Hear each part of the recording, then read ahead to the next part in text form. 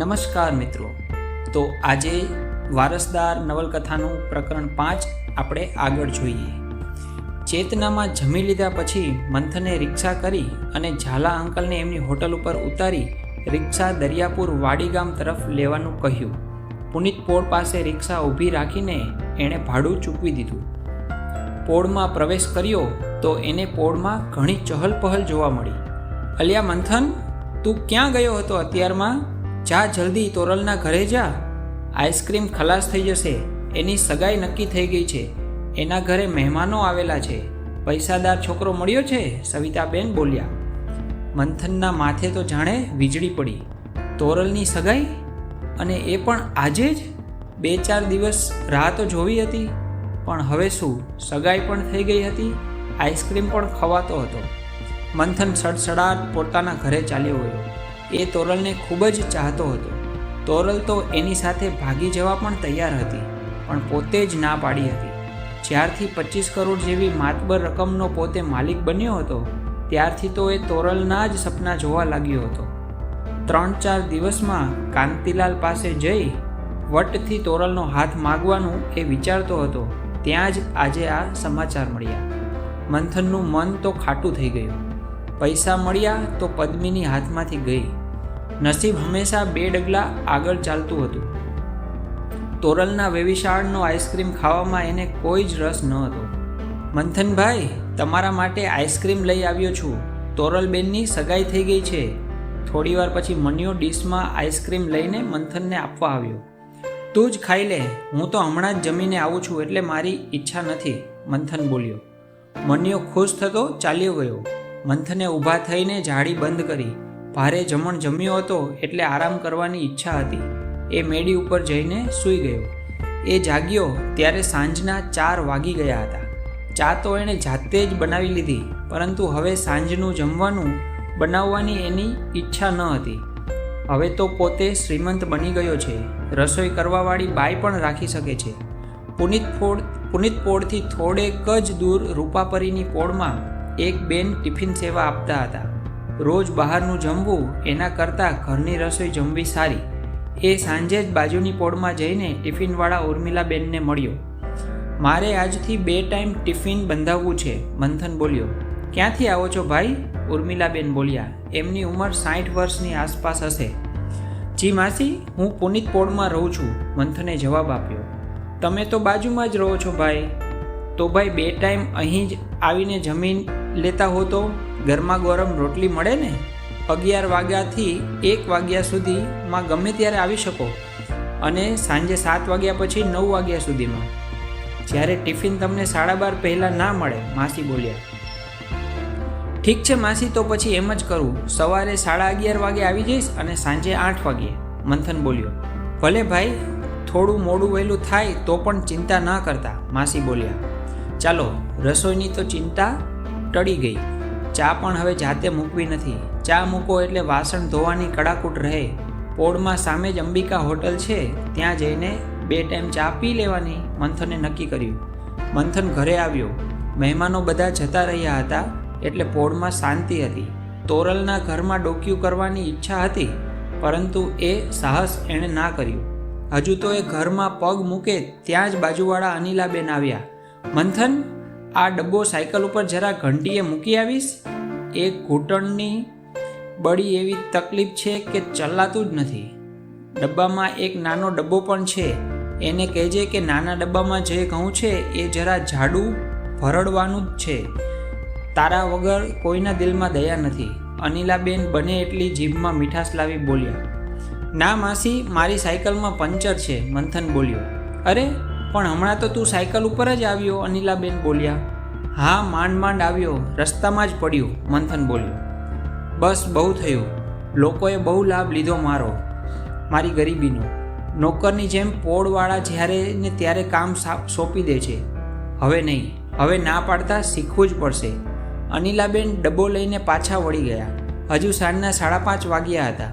મંથને દરવાજો અંદરથી બંધ કર્યો અને કબાટમાંથી સોનાના દાગીના ભરેલી પ્લાસ્ટિકની વજનદાર બેગ બહાર કાઢી. લિસ્ટ પ્રમાણે તમામ દાગીના એણે ચેક કર્યા. રોકડ રકમ જે ઝાલા અંકલે લખાવી હતી તે પણ એણે ગણી લીધી. નોટો ગણવામાં અડધો કલાકનો સમય લાગ્યો. આટલી બધી કેશ ઘરમાં રાખવી સલામત નથી. થોડા કરીને કાં તો બેંકમાં ભરી દઉં અથવા તો બેંકમાં સેફ ડિપોઝિટ વોલ્ટ ખોલાવીને બધી રકમ લોકરમાં મૂકી દઉં.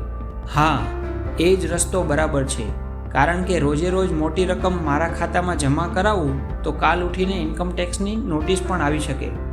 હું પોતે કરોડપતિ બની ગયો છું, એની જાણ પોળના રહીશોને તો થવી જ જોઈએ, અને તો જ મારું માન પોળમાં વધે. તોરલના પપ્પાને પણ ભાન થાય કે એમણે તોરલ માટે એક સરસ મૂર્તિઓ ગુમાવ્યો. જોકે 25 કરોડની વાત બધાને કરવી યોગ્ય નથી, પરંતુ પોતે શ્રીમંત બની ગયો છે એ તો બધાને બતાવી આપવું જ પડશે. એના માટેનો શ્રેષ્ઠ રસ્તો એ હતો કે પોળમાં એક નવચંડી હવન કરાવીને પોળના તમામ રહીશો માટે ભોજન સમારંભ ગોઠવવો. મંથને નિર્ણય લઈ લીધો. એ એક શાસ્ત્રીને ઓળખતો હતો.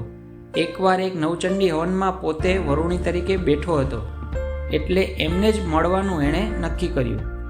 સાંજે 8 વાગે મંથન રૂપાપરીની પોળમાં ચાલતો જ જમવા ગયો. માસીએ જમવાનું ખૂબ જ સારું બનાવ્યું હતું. સાંજનો ટાઈમ હતો એટલે જમવામાં ભાખરી, રીંગણ બટેકાનું શાક, ગોળ ખીચડી અને દૂધ હતું.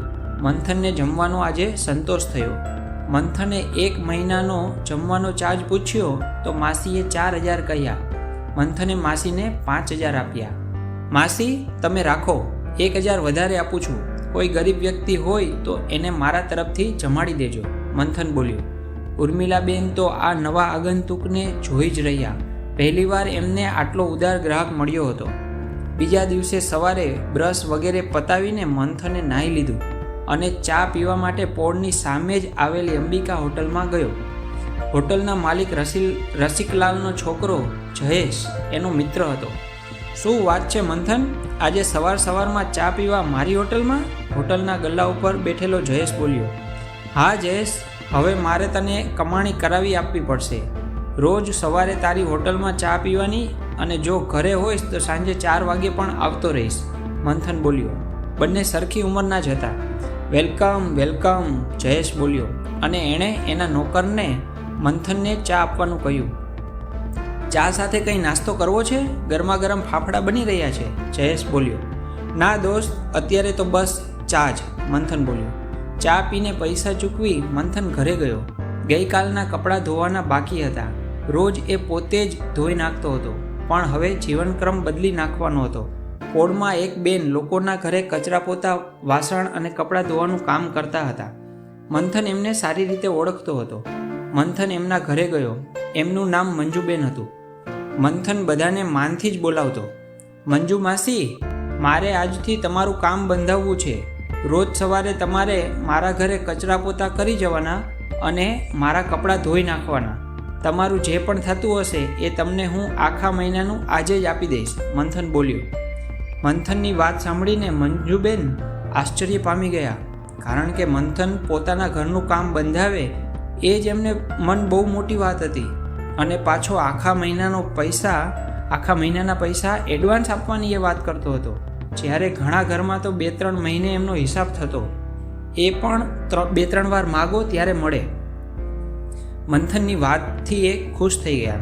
ભલે મંથનભાઈ, તમારા ઘરેથી જ હું આજે શરૂઆત કરું છું.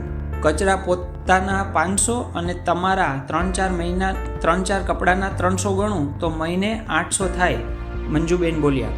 મંથને ખિસ્સામાંથી 500-500ની 2 નોટ કાઢીને મંજુબેનના હાથમાં આપી. આ 1000 તમે રાખો, હું દર મહિને તમને આટલા જ આપીશ, મંથન બોલ્યો અને ઘરની બહાર નીકળી ગયો. મંજુ માસીએ મંથનના ઘરે જઈને સૌથી પહેલાં આખા ઘરમાં સાફ સફાઈ કરી અને કચરો વાળી નાખ્યો. એ પછી ઘસીને પોતું કર્યું. ઘર એકદમ ચોખ્ખું થઈ ગયું. એ પછી દરેક વસ્તુઓ વ્યવસ્થિત રીતે ગોઠવી દીધી. એ બધું કામ પતાવીને બહાર ચોકડીમાં કપડાં ધોવા બેઠા ત્યારે પડોશીઓની આંખો 4 થઈ ગઈ. મંજુબેન, મંથને તમારું કામ બંધાવ્યું? એને પોતાને તો નોકરીનું ઠેકાણું નથી. મંથન સાંભળે નહીં એ રીતે ધીમેથી બાજુના ઘરમાં રહેતા અનિલાબેન બોલ્યા.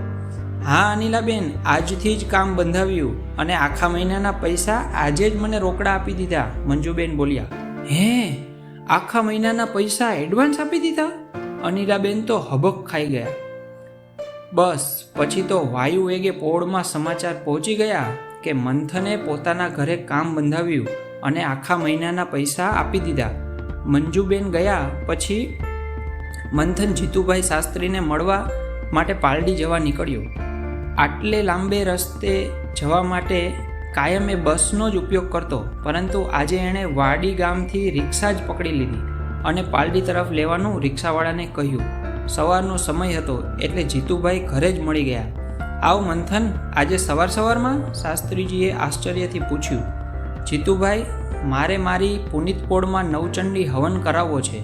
નજીકમાં જે પણ સારું મુહૂર્ત હોય એ તમે જોઈ લો. 9 બ્રાહ્મણો સાથે શાસ્ત્રોક્ત રીતે યજ્ઞ થવો જોઈએ. આખી પોળમાં જમણવાર પણ એ દિવસે મારા તરફથી છે. દક્ષિણા તમે જે કહેશો એ મળી જશે. મંથન બોલ્યો. કેમ કોઈ લોટરી લાગી છે કે શું? જીતુભાઈ હસીને બોલ્યા. બસ એમ જ સમજો ને, નજીકનું મુહૂર્ત જોઈ લો. મંથન બોલ્યો. નજીકમાં તો સારો દિવસ હવે 15 દિવસ પછી ફાગણ સુદ ત્રીજ આવશે. જીતુભાઈ બોલ્યા. મંથને ખિસ્સામાંથી 10,000 કાઢીને જીતુભાઈને આપ્યા. બાકીનો હિસાબ હવનના દિવસે કરી લઈશ. તમે ત્રીજના દિવસે સમયસર આવી જજો. ઘી સહિત તમામ માલ સામાનની વ્યવસ્થા પણ તમારે જ કરવાની. મંડપ હું તૈયાર કરાવી દઈશ. મંથન બોલ્યો. એ પછી ત્યાંથી નીકળીને મંથન સીધો જમવા માટે ગયો. રસોઈ તૈયાર જ હતી. ઉર્મિલા માસીએ આસન પાથરીને એને પ્રેમથી જમવા બેસાડ્યો. ભાઈ, તમે એકલા જ છો? ઘરમાં બીજું કોઈ નથી? માસી બોલ્યા. ના માસી, મમ્મી હતી એ થોડા મહિના પહેલાં જ દેવલોક પામી. મંથન બોલ્યો. બસ એ પછી બીજી કોઈ વાત ના થઈ. જમીને પછી મંથને જેવો પોળમાં પ્રવેશ કર્યો કે તરત જ ઘરના ઓટલા ઉપર બેઠેલા સવિતા માસીએ બૂમ પાડી. અલ્યા મંથન, તને નોકરી મળી કે શું? પોળમાં વાતો ચાલે છે કે મંથનને સારા પગારની નોકરી મળી. સવિતા માસી બોલ્યા. હા માસી, 2 લાખનો પગાર છે અને ઘરે બેસીને જ મારા લેપટોપ ઉપર કામ કરવાનું. મંથને જાણી જોઈને વાર્તા કરી નાખી. એને ખબર હતી કે આખી પોળમાં આ સમાચાર પહોંચી જશે. હે, 2 લાખ રૂપિયા મહિનાનો પગાર? સવિતા માસીને જાણે ચક્કર આવી ગયા. હા માસી, દર મહિને 2 લાખ અને 3 મહિનાના 6 લાખ રૂપિયા તો મને એડવાન્સમાં મળી ગયા. એની ખુશીમાં 15 દિવસ પછી આપણી પોળમાં હું નવચંડી હવન કરાવવાનો છું અને આખી પોળને લાડવા ખવડાવવાનો છું. મંથન બોલ્યો અને ચાલવા લાગ્યો. મંથને સવિતાબેનને જે વાત કરી એની એવી અસર થઈ કે પોળમાં જાણે સોપો પડી ગયો. દુનિયામાં પૈસાની કેટલી બોલબાલા છે એ સાંજ સુધીમાં મંથનને સમજાઈ ગયું. મંથને સાંજે જમવા માટે ચાલતો બહાર નીકળ્યો ત્યારે જ લોકો પોળમાં ઘરની બહાર ઊભેલા હતા. એ સૌ કેમ છો મંથનભાઈ કહીને એની ખબર પૂછવા લાગ્યા. પોળના નાકે ઊભેલા ચીમન કાકાએ તો હદ જ કરી નાખી. અલ્યા મંથન, મેં તો સાંભળ્યું છે કે તને 2 લાખ રૂપિયા પગારની નોકરી મળી. બહુ રાજી થયો ભાઈ. મારો જગદીશ પણ 1 વર્ષથી નોકરી માટે ધક્કા ખાય છે, તો એને પણ તારી જેમ ક્યાંક ગોઠવી દે ને. એ પણ એન્જિનિયર થયો છે. વહીવટ કરવો પડે તો કરીશું. તને પણ હું રાજી કરીશ. લાખ રૂપિયા મળશે તોય બહુ થઈ ગયા. ચીમન કાકા બોલ્યા. જરૂર કાકા, હું ધ્યાનમાં રાખીશ કહીને મંથન જમવા માટે પોળની બહાર નીકળી ગયો. ચીમન કાકાની વાત સાંભળીને એને મનમાં તો ખૂબ જ હસવું આવ્યું. તો આજ માટે બસ આટલું જ. વધુ આવતીકાલે જોઈશું. નમસ્કાર.